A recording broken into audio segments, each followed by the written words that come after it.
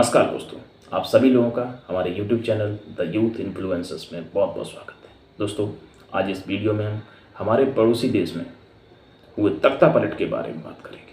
दोस्तों, म्यांमार की सेना ने अचानक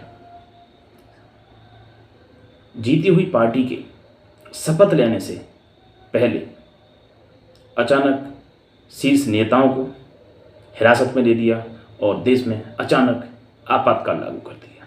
दोस्तों, म्यांमार पहले ही 5 दशकों से ज़्यादा समय सैन्य शासन का झेल चुका है।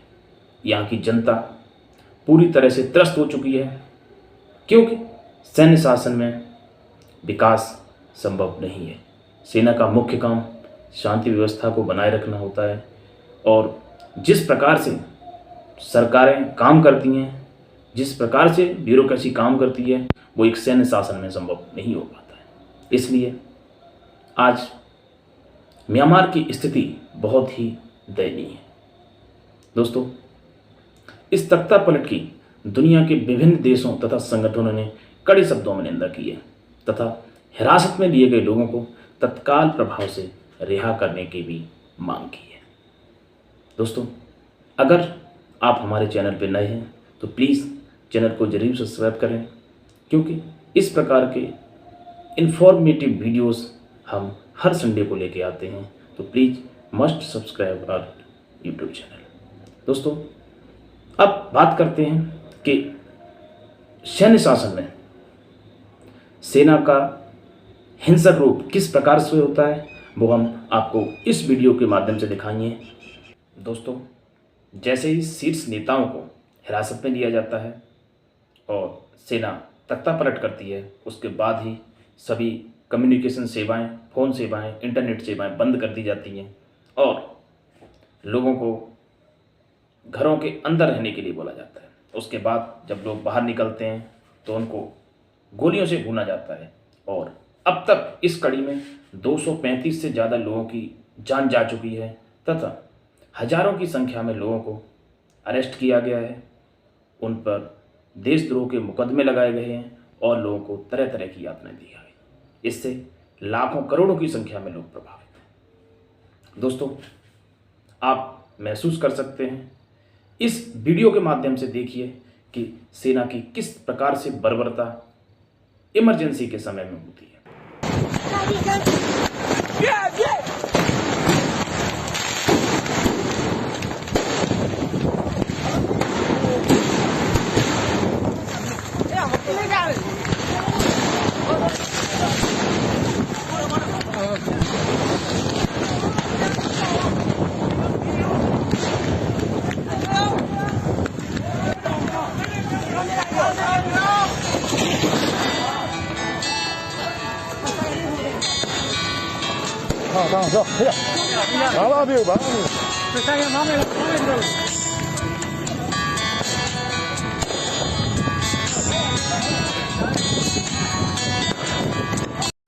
दोस्तों, अब बात करते हैं कि आखिर इस तख्ता पलट का क्या कारण है।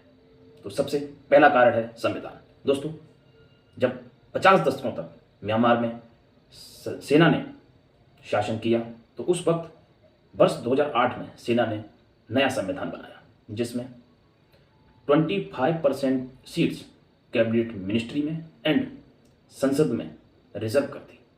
मतलब सेना के बिना देश में कुछ भी बदलाव नहीं हो सकता है। दोस्तों, इसी कड़ी में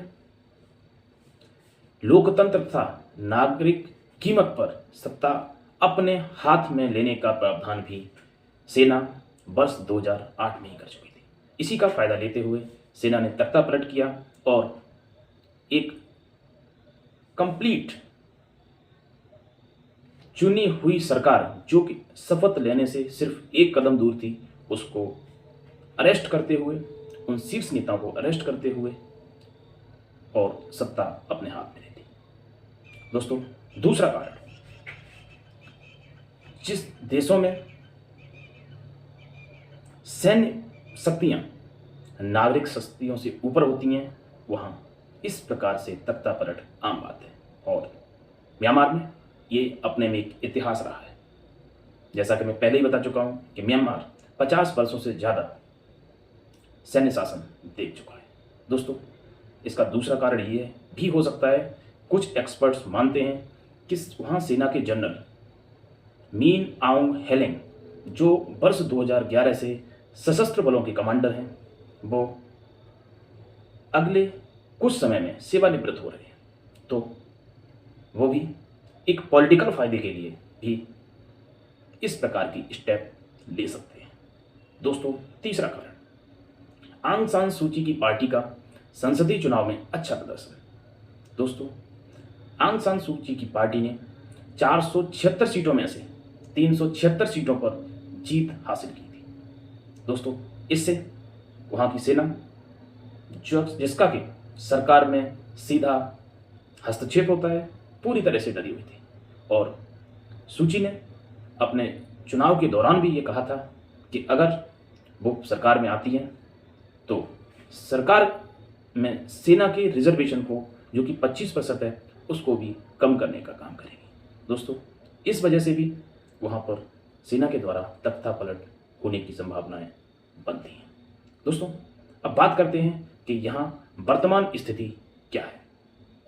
दोस्तों, वर्तमान स्थिति ऐसी है कि अगर मैं आपको फोटोज़ के माध्यम से दिखाऊं तो ऐसे फोटोज़ अवेलेबल हैं जिन्हें मैं आपको नहीं दिखा सकता।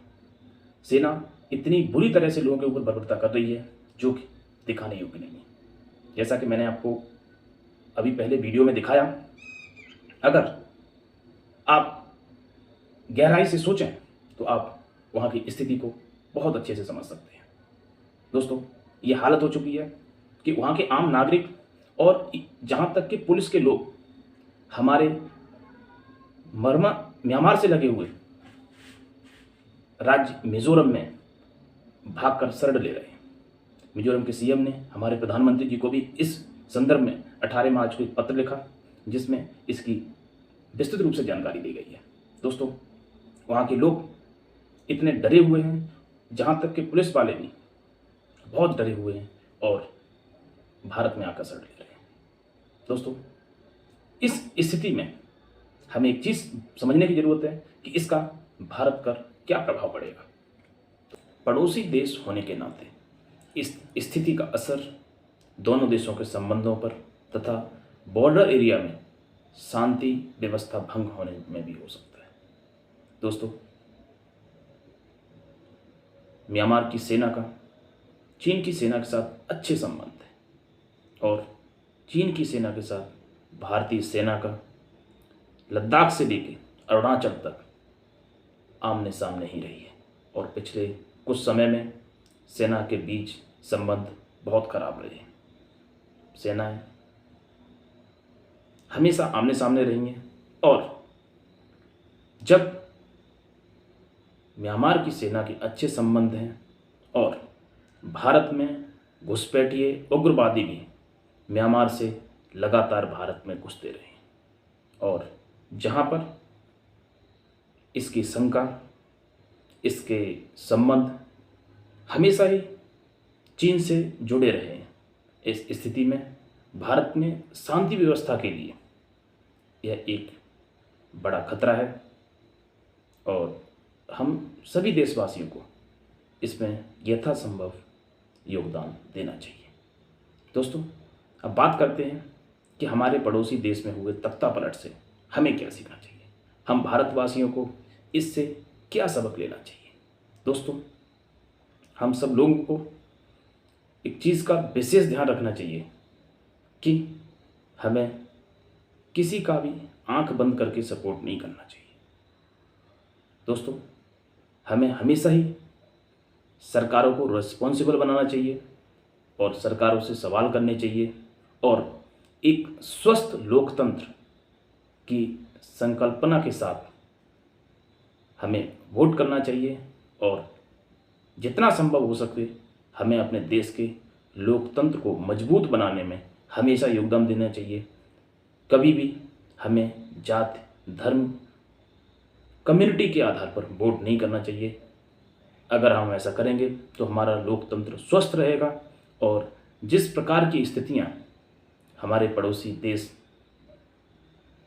म्यांमार में पैदा हुई हैं और वो लोग उन स्थितियों को लगातार लंबे समय से देख रहे हैं। दोस्तों, भारत 1947 में स्वतंत्र हुआ, वहीं म्यांमार एक साल के बाद 1948 में।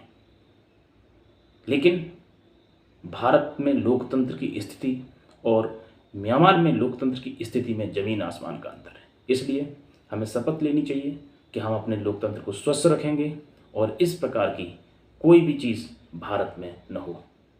दोस्तों, इन्हीं शब्दों के साथ इस वीडियो में इतना ही। आगे संडे को मिलते हैं किसी और विषय के साथ। तब तक के लिए नमस्कार। हाँ, अगर आपने हमारे चैनल को सब्सक्राइब अब तक नहीं किया है तो प्लीज़ ज़रूर सब्सक्राइब कीजिए। Thank you for watching this video. Good bye.